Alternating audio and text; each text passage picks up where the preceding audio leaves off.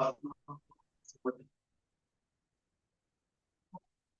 right, we're live. Welcome everyone to the Web Server Framework uh, meeting of this is the last of March. Let's start with the agenda today. Let me get the agenda.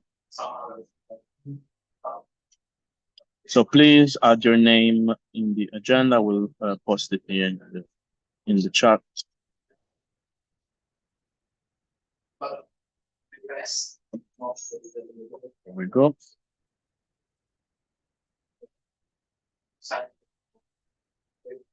Um, okay. So, is there any announcement? Yeah, I can mention the Express security release we just Yeah, put out. sure. Go ahead. We published the CVE yesterday. There was a open redirect allow list bypass vulnerability. So it's been there for a long time. Was recently discovered, patched, and released over the past week. So if you're seeing this and you're an Express user, go ahead and get updated. It's only if you're taking user input for the redirect, and it is only a bypass of an allow list. So it's not, you still need to be doing an allow list to prevent open redirects and stuff, but details can be found where you find your CVEs and advisories. Yeah, there's like a lot of good job has been done on Express. Actually, thanks to you, Wes. You did an amazing job. So if anybody is interested in like helping with the release, security release of Express in general, I think feel free to join. All right, we can start with our regular agenda. So if you want to help with the agenda, taking notes, that we appreciate it. So our first point today is review and update documented HTTP strategy issue 102. Let's see.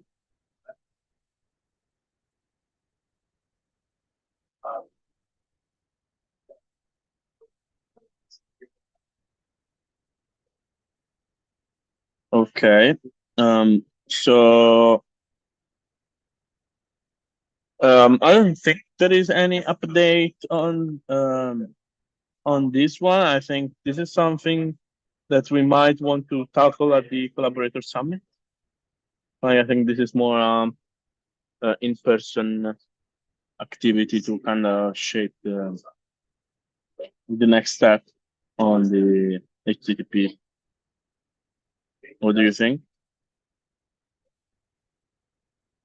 Yeah, it sounds good to me. Yep. Okay, so I will add like so will be discussed at the next collaborator summit. Okay, then we have URL on incoming requests, issue 71.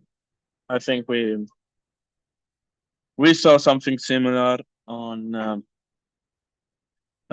Express, and we see that like URL parsing is always tricky.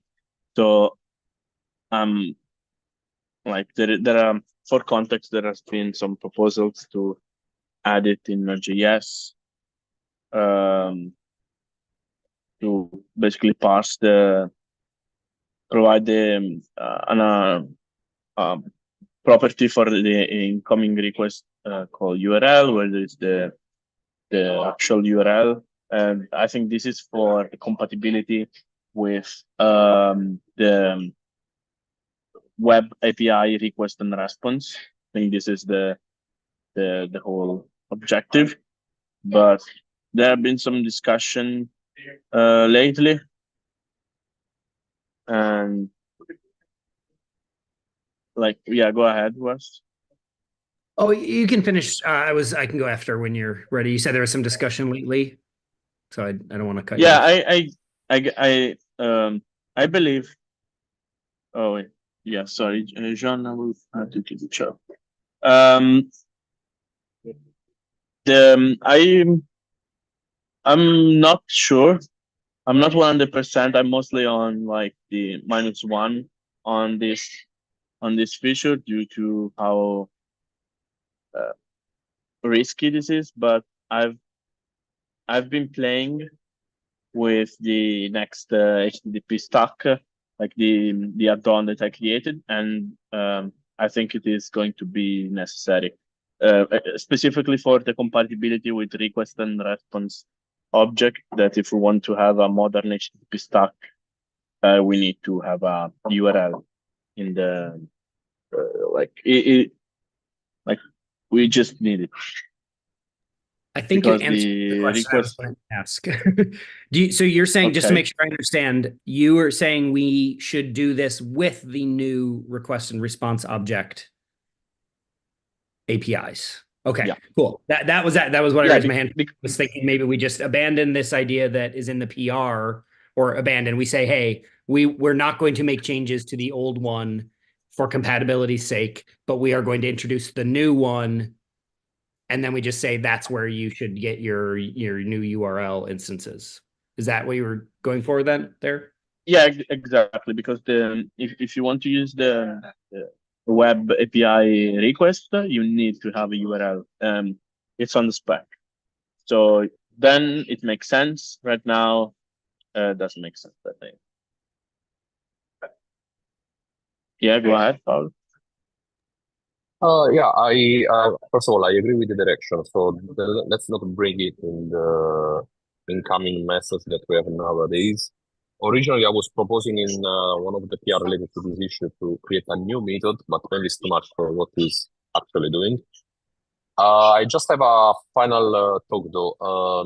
Since we're going to implement it in the new API, do we want to just insert a documentation update in the old one in the incoming message to clarify that we are not using that spec and eventually leave a small code snippet to let the user understand how they do that? What do you think? Yeah, that would be useful. Like this, okay. If you want to get the URL, this is how you can do it. Uh, but I would write in the issue. I would like say, hey, we think it's probably not something um, that would cause a bit of disruption, would possibly cause some vulnerability issues, and for the current stack, it probably doesn't make sense because you can do it manually. But in the future, when we're going to implement something that is actually web compliant, then we will definitely consider it other. So, like this is the position that I would take. Yeah, sounds fine to me. Okay, so well, let me just start in the on the agenda. Let's say that um, let's write that consensus is that it's probably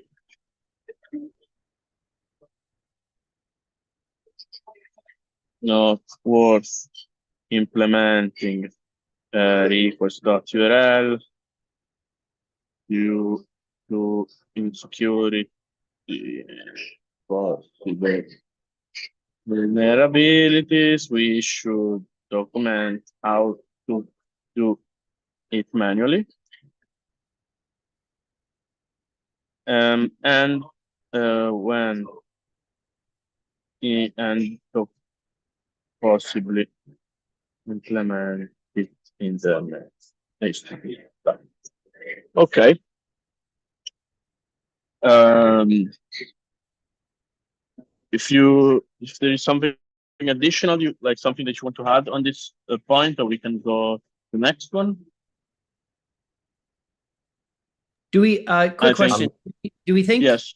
do we think we should document this plan in such a way that we can link it in these issues people raise about other web compat APIs? Like, do we think this is true for all of the other possible web compat, things that we're going to be doing, or do we think it's just this URL one that we want to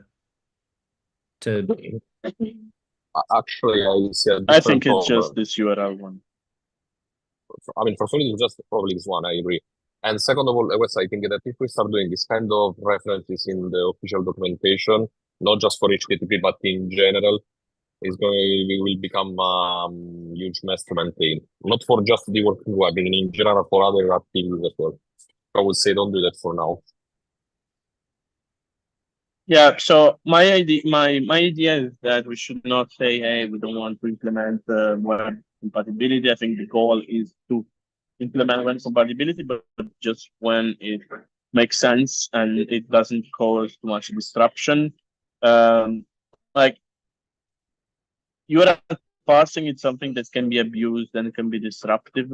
So I expect that if we add it, we're going to see a lot of vulnerabilities, a lot of like people are going to start smuggling stuff in order to in the parser to break the URL parsing. So and also I think there is lack of consensus on how to do it. What I would say is that just for this exception, we say, hey, we're not going to implement it right now, but we're definitely going to implement it. I hope I answered your question.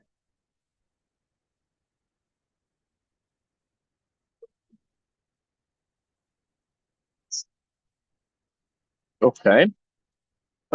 So going forward, we have future of HTTP. I have a API design issue number 60. Let's see.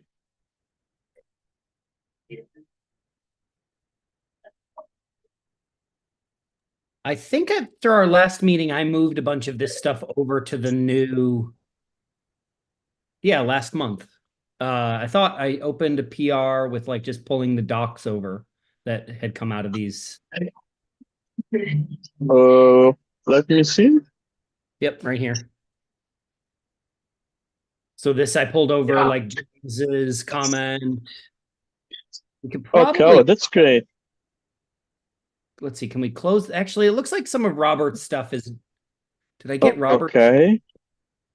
So yeah, I totally missed this one. Yeah, let me pull over before we merge this. I'll pull over Robert's comments as well, talking about some different examples for middleware here. There's a comment that has some good code examples. And then I think, oh, who's this? Okay. Miroslav. I'm not sure I'm familiar with. Oh, Loopback. They contribute to Loopback. Anyway, they have some comments here. I'll pull over a few more things when I get a chance, and then maybe we can just merge that and close these issues.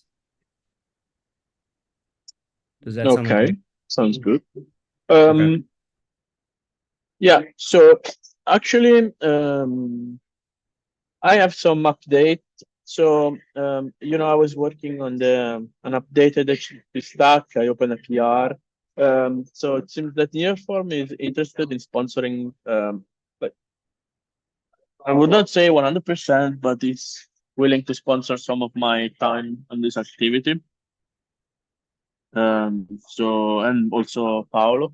So the thing is that it's probably better if we create a standalone project for this, and then we link the project in like we add the project Git in the monorepo of the next HTTP.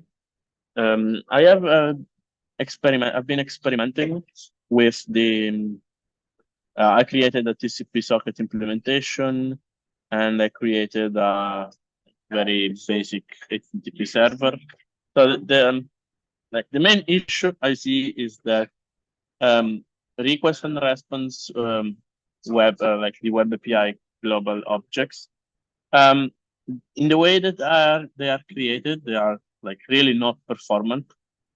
And the reason is like because they require an URL. So and usually the HTTP parser doesn't provide the full URL. So like as a first step, I would like keep implementing this, keep working on this project on a separate repository rather than in the next HTTP repository.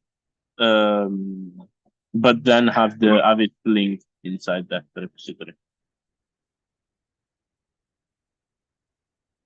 Seems fine to me. Is it, can you, is there, what is is the reason to not work in that repository to just because it's going to be too experimental, or what's, sorry, I maybe missed why that is going to be better. So yeah, so the thing is that like I find it easier to develop things on my own repository rather than on the next HTTP 10. Also because like this is something that Nearform is sponsoring, so they like we agree that we prefer to keep it under um, like not under the Nearform organization, but as something personal to my GitHub account. So maybe in the future, if we see that something that works, we might move it under the Node.js organization. No problem. It's going to be open source with a license and everything, but I think it's better for us to keep it under my rig. Works for me. Whatever gets the work done, I think is important. So that sounds fine to me. Okay. Yeah. So what we will do is first of all we need to find like a name, and then I will link because I've done some updates and I don't want to keep two repositories in like synced. I just want to keep one, and so I will link this repository into the old one, like in the next HTTP one, so we can move forward.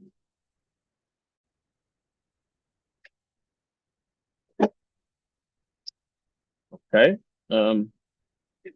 Yeah. Let me add a little note. Marco is what? HTTP start. Create report and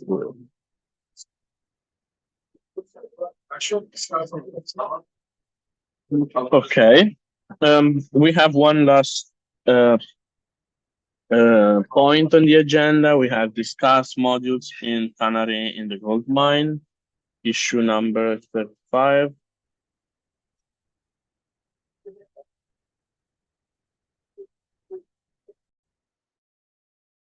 I think we can remove the label from this. Actually, we might even want to just close it. Ulysses landed the Express stuff back in. Okay. So I think that's sort of resolved.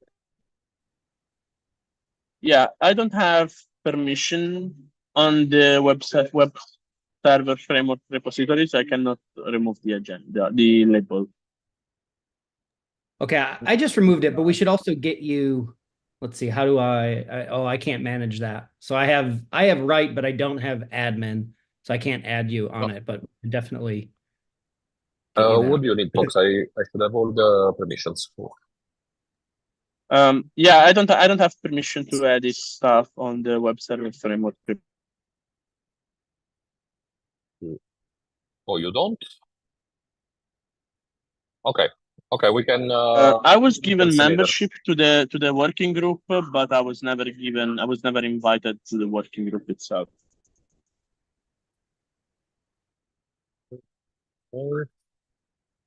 Let me see what I can do.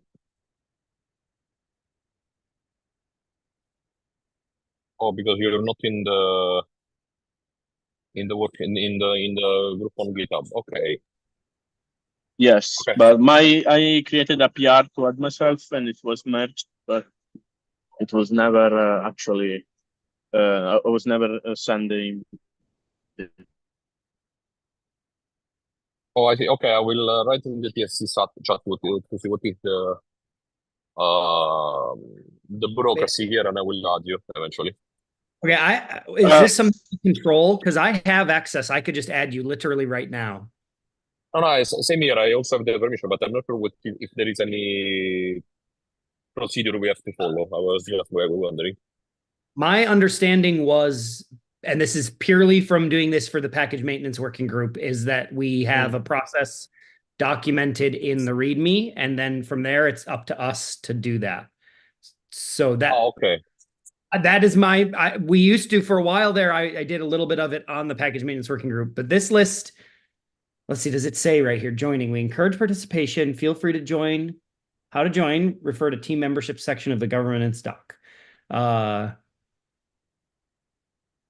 Should request it through a PR, which adds them to the list. The PR will be merged. Team membership will be revisited.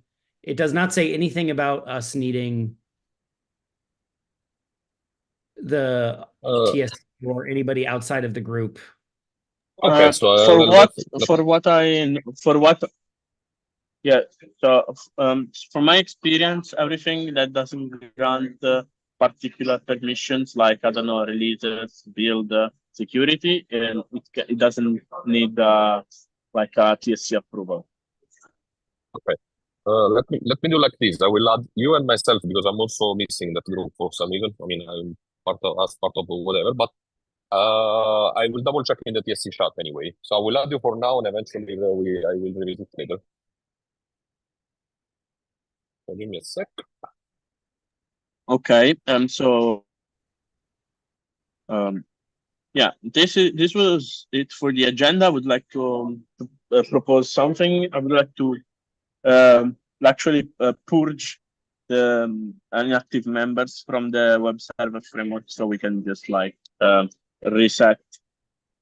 Because I see there are like something like 30 members, but we are like 4 or 5 people usually like in the meeting. So if you agree, I will open an issue and we can remove all the inactives, and if someone wants to be added back, they just can. Yeah. Anyway, I just add both me and you to the group. Okay, I received the invitation. So One thing are you okay with moving to like purging the inactives? I definitely am, but looking at this list, there's a fair number of people who are still active in general who I'm just not sure. Like, let's see. So like I'm thinking of, Ethan. Like I feel like removing Ethan is not super productive, right? Even though Ethan but Ethan is active. Oh, is he considered active still? Okay. Yeah. Like there are a few people that I've never seen around or in any meetings at all.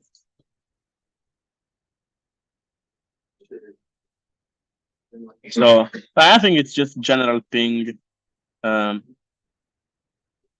I think it's open an issue, ping everyone, and like if someone doesn't want to be removed, they can just like comment in the PR, and like it would like to wait a few weeks, and if like we ping multiple times and people are not interested, we just remove them. Yeah. Okay, that works. Sounds good. All right, so we are at the end of our agenda. So I just wanted to can I mention one thing? I think Jean mentioned in the Slack that he opened an issue for the Collaborator Summit session. John, I don't know if you're able to talk. It seems like maybe you weren't. So do we need to do anything? If could you post maybe in the Slack if we need to do any agenda prep or whatever? Yeah. Yeah, we'll do that. Sorry for the noise around me, but yeah, I can do that. Not an issue.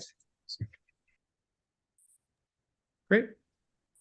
Okay, so yeah, probably if we need some space, I think we can just ask on the collaborator summit repository, but I don't think there is the need for to ask. So all right. Anything else? We don't. Nope.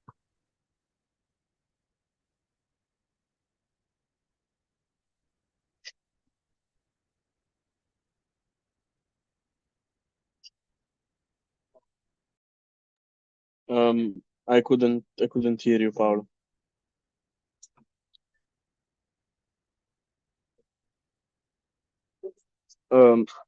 Okay.